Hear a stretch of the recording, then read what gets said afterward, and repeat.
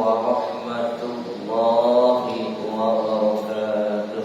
Waalaikumsalam warahmatullahi wabarakatuh. Innal hamdalillah nahmaduhu wa nasta'inuhu wa nastaghfiruh wa na'udzu billahi min shururi anfusina wa min sayyiati a'malina.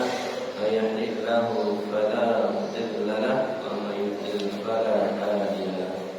Asyhadu an la ilaha illallah wahdahu la syarika lahu wa asyhadu anna sayyidana Muhammadan abduhu wa rasuluhu la nabiyya ba'da. Allahumma shalli wa sallim wa barik ala sayyidina Muhammadin Sallallahu alaihi wasallam. alihi wa sahbihi ajma'in. Amma ba'du. Rabbi shrah li sadri wa yassir li amri wahlul 'uqdatam min lisani yafqahu qawli.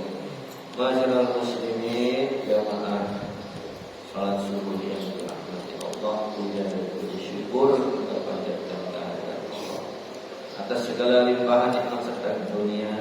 Salawat serta salam semoga tercurah pada diri kita baginda Nabi Muhammad Sallallahu alaihi wasallam. Semoga kita tetap istiqomah menjalankan sunnah-sunnahnya sampai akhir hayat kita, dan semoga atas izin Allah kita bisa berjumpa dengan baginda di yaumil akhir. Amin ya rabbal alamin. Salah satu nikmat yang pada hari ini diberikan kepada kita adalah kita bisa sholat subuh berjamaah. Sebelumnya sholat sunnah, kemudian kita mengadakan taklim, maka insya Allah kita akan mendapatkan fadilah yang luar biasa dari Allah Subhanahu wa Ta'ala, yaitu mendapatkan pahala setara haji dan umrah. Amin ya rabbal alamin. Nah, alhamdulillah. Mari kita awali dengan membacakan Al-Quran ala nabinya Muhammad Al-Fatihah. A'udzu billahi minasyaitonir rajim. Bismillahirrahmanirrahim. Alhamdulillahi rabbil alamin arrahmanir rahim maliki yaumiddin. Iyyaka na'budu wa iyyaka nasta'in ihdinas siratal ladzina an'amta 'alaihim ghairil maghdubi 'alaihim. Baik, alhamdulillah yang dirahmati Allah, pada kesempatan kali ini saya akan membacakan faedah sunnah tidur dan adab-adabnya. Tidur juga ada sunnah-sunnahnya gitu ya. Jadi jangan tidur capek langsung plok gitu kan. Enggak menjalankan sunnah-sunnah, azan subuh lewat. Kalau istilah orang Betawi mau kebluk. Tidur mulai apa-apa lah gitu. Gitu. Beda dengan tidurnya Rasulullah. Rasulullah itu kan dikatakan tidur tapi tidak tidur gitu. Jadi dia walaupun tidur tahu gitu kan. Apa istilahnya, situasinya tahu gitu. Baik, di sini akan kita bahas sebagaimana diajarkan oleh Rasulullah dalam tidur. Yang pertama, kata Rasulullah, berwudu sebelum tidur. Pertanyaan, kira-kira nih bapak-bapak kalau mau tidur pada wudu dulu apa enggak? Yang bilang itu kan wudu kan buat sholat. Rasulullah menyunahkan, memerintah sebelum sebelum tidur wudu. Salah satu faedahnya adalah insya Allah kita akan dihindari dari mimpi buruk, mimpi yang dihadirkan oleh setan ya. Kemudian tidur dengan miring ke kanan. Nah, miring ke kanan. Begini. Kenapa sih? Ini luar biasa. Ini lagi-lagi kalau yang namanya sunnah Rasulullah yang berkaitan dengan perbuatan, itu pasti ada hikmah atau manfaat dari segi medis atau kesehatan. Posisi tidur miring ke kanan itulah yang paling terbaik ya, di dalam hal peredaran darah ketika kita sedang tidur pulas. Jantung kan di kiri Pak ya, hatinya di kanan. Kalau kita tidur miring ke kiri, ini jantung kita tertekan sehingga pemompaan dia jadi terganggu. Ya coba aja dibayangin misalkan orang kita lah, kalau misalkan kita dalam satu aktivitas, tapi sambil ada yang menggencet kita, kira-kira terganggu nggak aktivitas kita? Terganggu. Nah, ini luar biasa. Jadi jangan serentak. Jangan serentak ini. Wah, pasrah banget itu. Ya. Kalau istri nggak apa-apa. Diriwayatkan oleh Abu Al-Bara bin Azim radhiyallahu anhu, dia berkata, qala li telah berkata atau bersabda Rasulullah kepadaku, Rasulullah sallallahu alaihi wasallam, idza ataita marja'aka fatawadda wudu'an fatawadda, maka berwudulah, wudu'aka lis-salati summa taji ala shiqqikal aymani wa qul lahumma aslamtu nafsi ilaika wa wajjahtu wajhiya ilaika wa fawwadtu amri ilaika wa alja'tu zuhri ilaika rahbatan wa raqabatan ilaika la malja'a wa la manja minka illa ilaika amantu bi kitabika allazi anzalta wa bi nabiyyika allazi arsalta fa in mutta 'ala al-fitrati faj'al bunna akhir ma taqul. Rasulullah bersabda kepadaku, kata siapa? Kata Al-Bara', jika engkau hendak tidur maka berwudulah sebagaimana engkau berwudu untuk sholat. Jadi wudunya juga sama, kualitas wudunya sama. Jangan mentang-mentang mau tidur wudunya cek-cek sudah selesai. Tetap perhatikan ya faedah-faedah wudunya. Setelah itu berbaringlah dengan miring ke kanan dan ucapkanlah doanya panjang. Saya juga menghafal. Nah, pakai doa yang biasa apa doanya? Bismika Allahumma. Kalau nggak hafal kalah sama anak kita yang SD udah pada hafal bahasa SD. Yang TK setelah tidur udah diajarin kan. Sambil membaca doanya yang tadi ya, yang tadi sudah saya sebutkan. Nah, ini jika engkau meninggal dunia pada malam itu, maka engkau mati dalam keadaan fitrah dan suci. Nah, ini faedahnya. Kita berwudu sebelum tidur, walaupun tidur itu kan membatalkan wudu ya. Tetapi karena kita sudah berwudu, kalau kita meninggal dalam keadaan tidur, kita meninggal dalam keadaan suci. Insyaallah husnul khatimah. Emang ada orang yang meninggal lagi tidur? Banyak. Teman saya dokter lagi piket. Nah, karena piket kan begadang ya, tidur di meja dokter. Ada pasien dibangunin sama susternya, nggak bangun-bangun, meninggal. Teman SMA, teman sekelas saya, Cengkareng juga saya. Itulah salah satu takdir Allah. Jadi meninggal dalam tugas, itu salah satu jihad fisabilillah. Karena dia meninggal ketika melaksanakan tugasnya sebagai dokter, ya, mengabdi kepada masyarakat. Kemudian yang kedua, meletakkan tangan kanan di bawah pipi, gitu ya. Sembari berdoa, diriwayatkan oleh Hudzaifah radhiyallahu anhu, ia berkata, karena Nabi sallallahu alaihi wasallam idza akhadha maqja'ahu min al-laili wa ra'a yadahu tahta khaddihi summa yaqulu lahumma bismika amutu wa ahya wa idza stayqadha qala alhamdulillahi allazi ahyana ba'da ma amatana wa ilaihi nusyur. Doa bangun ya, bangun tidur. Jadi bangun tidur juga berdoa. Ya, yang salah satu bentuk syukur doanya ya kita telah dihidupkan kembali setelah tadi malam kita dimatikan sementara. Ya alhamdulillah karena kita dihidupkan kembali. Kalau yang tadi kayak cerita teman saya kan nggak dihidupin lagi, habis tidur terus-terusan selama-lamanya.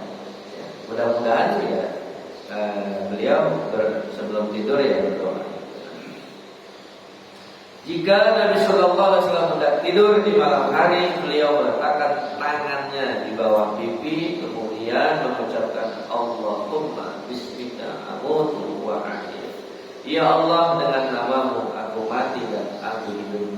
Dan apabila bangun tidur, beliau mengucapkan Alhamdulillahilladzi ahyana ba'da ma amata wa ilaihi nusyur. Segala puji bagi Allah yang telah menghidupkan kami setelah mematikan kami, kepada nyala tempat kembali. Hadis Bukhari. Baik.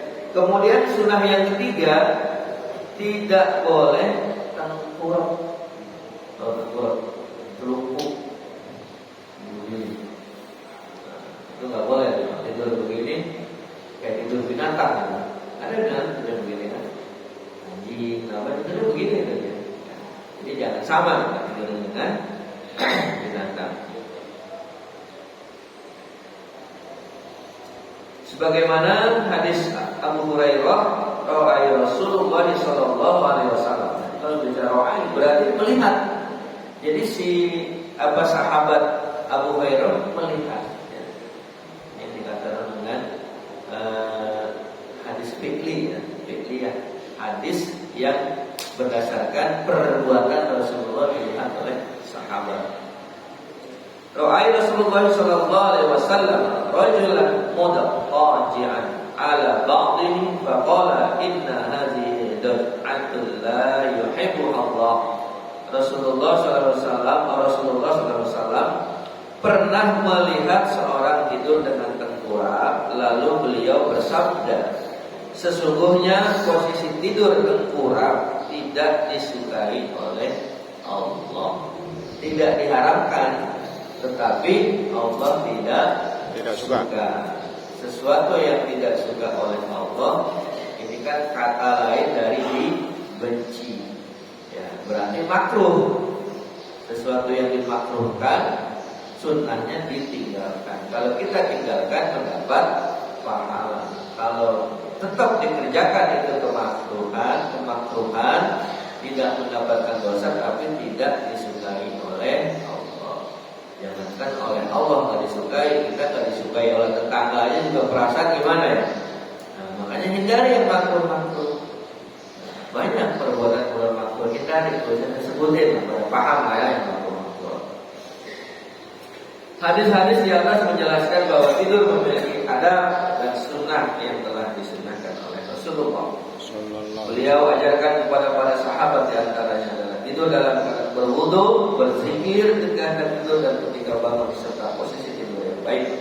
Pelajaran yang diambil, disunahkan tidur sebelum berwudu, disunahkan tidur pada sisi sebelah kanan dan membaca zikir-zikir yang disunahkan. Nanti ada zikir-zikirnya. Salah satunya ya itu tadi membaca ya. Makruhnya seorang tidur dalam keadaan tengkurap.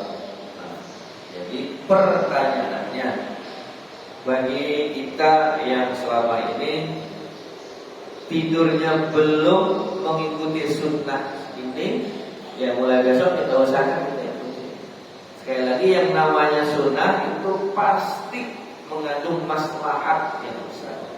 Salah satunya tadi sudah saya singgung ya, ketika tidur miring ke kanan, tangan kita ini kan seperti ini ya, itu tadi memperlancar peredaran darah ketika kita sedang tidur. Baik. Nah, biasanya orang kalau tidur ada yang ngorok, mimpi ya. Ada yang bermimpi, ada yang mimpinya mimpi buruk, istilahnya kalau kata orang sini nightmare, mimpi buruk. Ada yang mimpi indah. Apa mimpi yang paling indah? Bertemu Rasulullah. Ada yang udah pernah belum? Belum, sama. Gak sembarangan orang bisa mimpi bertemu Rasulullah. Rasulullah itu hanya bisa ditemui dalam mimpi. Jadi kalau ada orang yang mengatakan dalam alam nyata bertemu, insya Allah bohong. Mimpi yang baik yang dilihat seorang mukmin dalam tidurnya merupakan tanda kenabian yang masih tersisa sebagaimana diriwayatkan oleh Abu Hurairah. Tapi jangan salah, yang berupa wahyu itu hanya mimpinya para nabi dan rasul. Kalau manusia itu nggak bisa dikatakan, oh saya mendapat petunjuk, ya bahwa saya diperintahkan oleh Allah menyembelih tetangga. Nah itu. Kenapa? Saya dapat mimpi, Pak. Ini ilham dari Allah. Kalau nggak dilaksanakan, berdosa. Nah, itu ngawur ya. Jadi kalau yang namanya mimpi sebagai wahyu itu hanya mimpinya Nabi dan Rasul. Kalau manusia berkembang tidur aja. Nah, sebagaimana sabda Rasulullah, "Lam yabqa minan nubuwwati illa al-mubashshira." Qalu wa mal mubashshiratu? Qala ru'ya shalihah. Tidak ada lagi kenabian selain berita gembira atau syiril mukminin. Para sahabat bertanya, apa yang dimaksud dengan kabar gembira? Dia menjawab, mimpi yang baik. Ya, walaupun ada mimpi yang mengandung takwil gitu ya, petunjuk gitu ya, petunjuk dari Allah. Misalkan ya kalau orang-orang dulu kan, oh kalau mimpi begini tuh biasanya mau dapat rezeki misalnya. Bisa juga seperti itu. Di dalam riwayat lain disebutkan dari Abu Qatadah, Rasulullah bersabda, "Ar-ru'ya minallahi wal khalqu minasyaitan, fa idza ra'a ahadukum syai'an yaqruhu fal yanfus ayyasari salasa marra wal yata'awwad billahi min syarriha fa innaha lan tadurra." Mimpi yang baik datang dari Allah, mimpi yang buruk datang dari setan. Makanya kalau kita sebelum tidur berwudu berzikir, insya Allah setan gak berani masuk ke dalam mimpi kita. Jika salah seorang dari kalian bermimpi sesuatu yang tidak disukainya, maka hendaklah yang meludah ke kiri 3 kali. Kan mimpi kita terbangun. Setelah kita terbangun tentunya kalau lagi tidur mimpi mungkin bisa berludah kan. Kecuali berludah dalam keadaan mimpi. Mimpi buruk ya, ketika bangun berludah kiri 3 kali, kemudian berlindung kepada Allah dari bahaya kejahatan. Boleh membaca A'udzubillahi minasyaitonir rajim. Niscaya kejahatan itu tidak akan membahayakannya. Hadis riwayat Bukhari dan Muslim. Nah ini luar biasa. Pernah saya menyampaikan derajat hadisnya.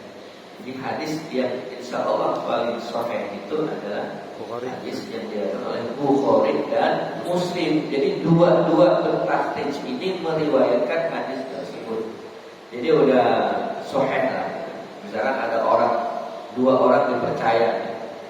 Satu orang menyampaikan satu informasi karena orang ini sih kalau dipercaya, insya Allah kita percaya kan gitu.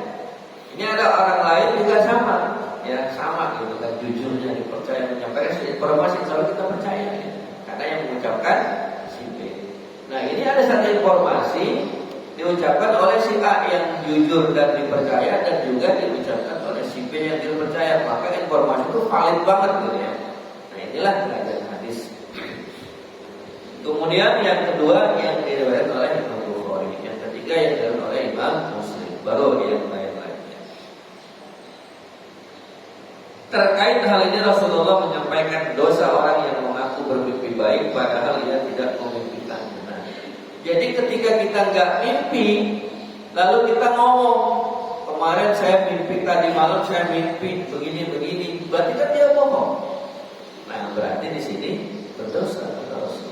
Walaupun kebohongan bermimpi itu tidak bisa dibuktikan, ya kan? Gak bisa orang mimpi. Siapa yang tahu dia mimpi atau enggak?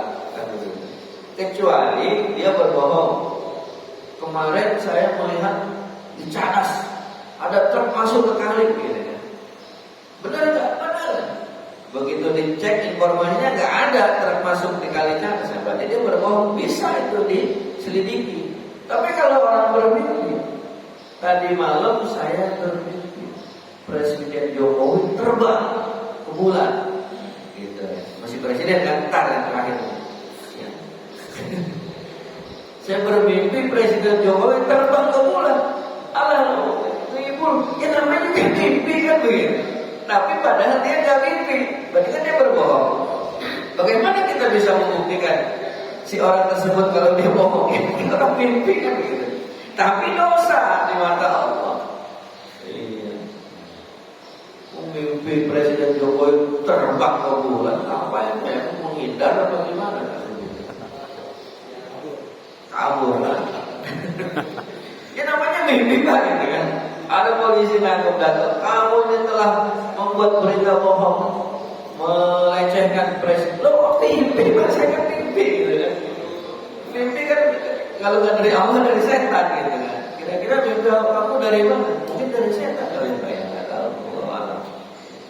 Terkait hal ini Rasulullah menyampaikan dosa yang mengaku bermimpi padahal tidak bermimpi. Ibnu Abbas meriwayatkan sabda beliau, "Man tahallama bi hulmin lam yarahu kullifa ayyaqida baina sya'irataini wa la yaf'al."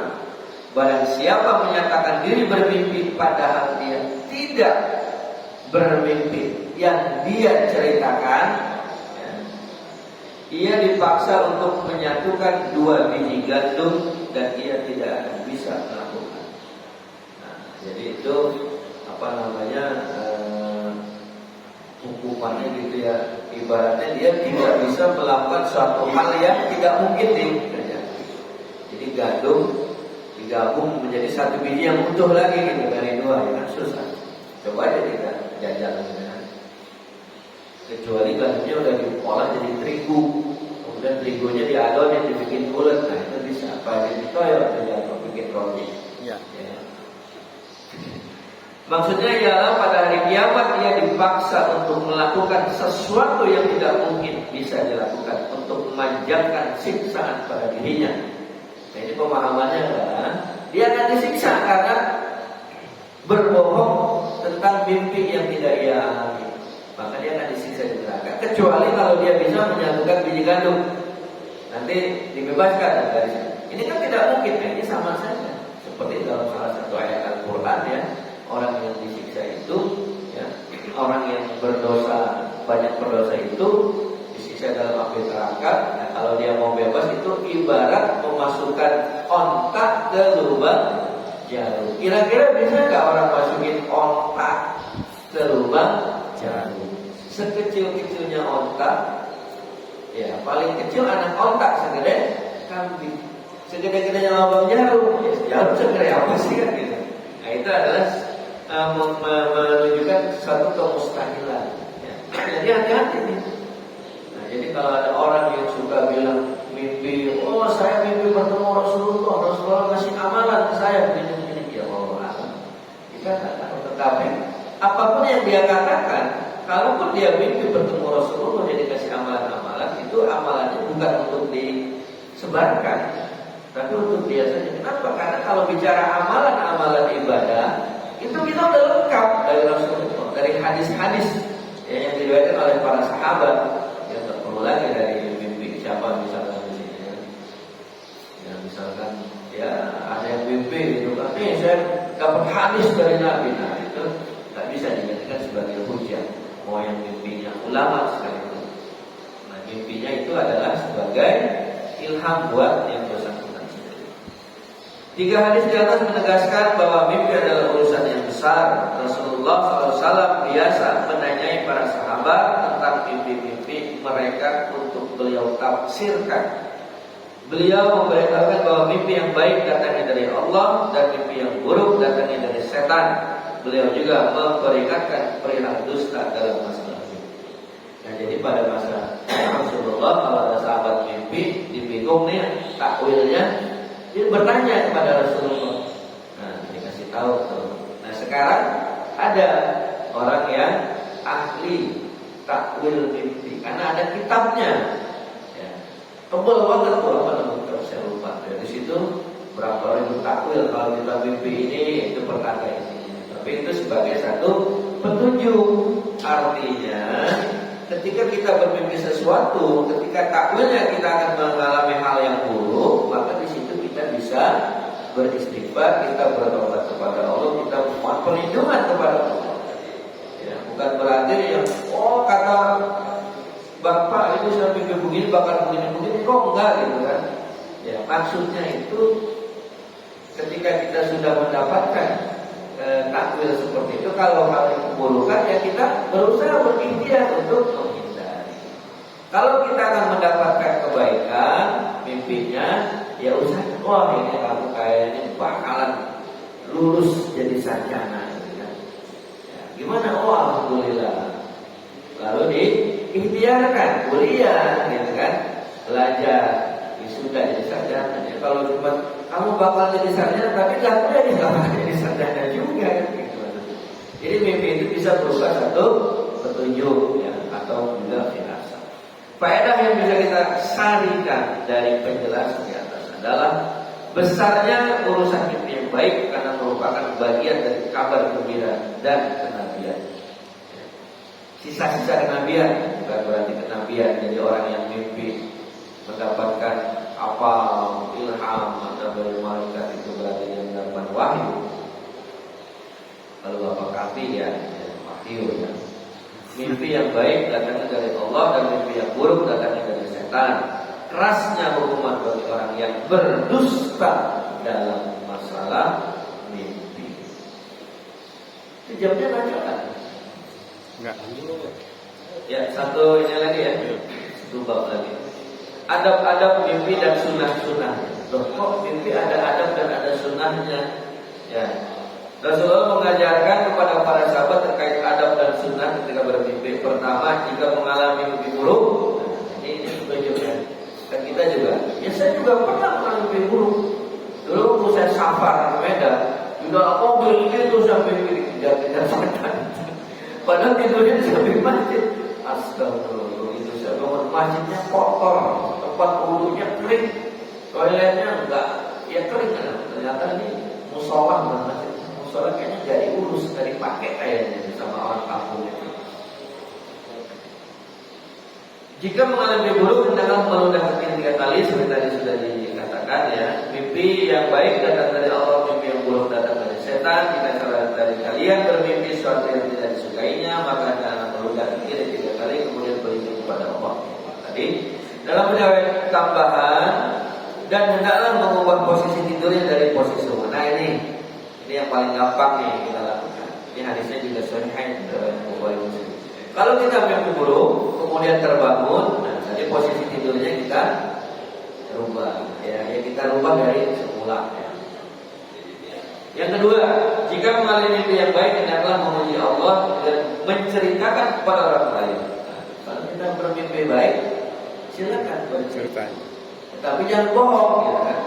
Wah, tadi malam saya mimpi ketemu Nabi Rasulullah. Wah, Masya Allah, iya. Gimana ciri-cirinya? Rambutnya panjang, putih, jenggotnya putih. Padahal dalam hadis ciri-ciri fisik Nabi nggak ada. Uban Rasulullah cuma 3 lembar. Dia bilang, rambutnya putih semua. Ada kawan bohong ya kan? Bahkan menurut para kiai, para ustadz itu kita kemungkinan besar baru bisa berbeda Rasulullah ketika kita sudah hatam tuh kitab tentang ciri-ciri fisik Rasulullah. Jadi ketika kita bermimpi, di dalam mimpi itu kita Rasulullah ciri-cirinya sama dengan yang kita tahu dari kitab itu, ya berdasarkan hadis itu, insya Allah itu berarti kita benar sesuai dengan ada yang di dalam kitab tentang ciri-ciri fisik Rasulullah.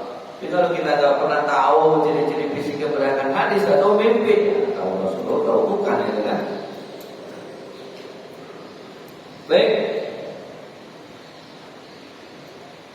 Yang ketiga, jika mengalami mimpi buruk maka janganlah diceritakan. Jadi kalau mimpi bagus diceritakan, kalau mimpi buruk jangan diceritakan karena bisa menjadi aib kan gitu ya.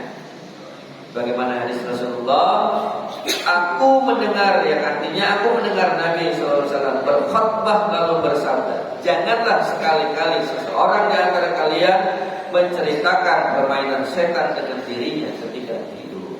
Jadi kalau mimpi buruk kan tadi mimpi dari siapa kalau mimpi buruk? Dari setan. Itu kita cerita-ceritain, dilarang. Ya. Baik.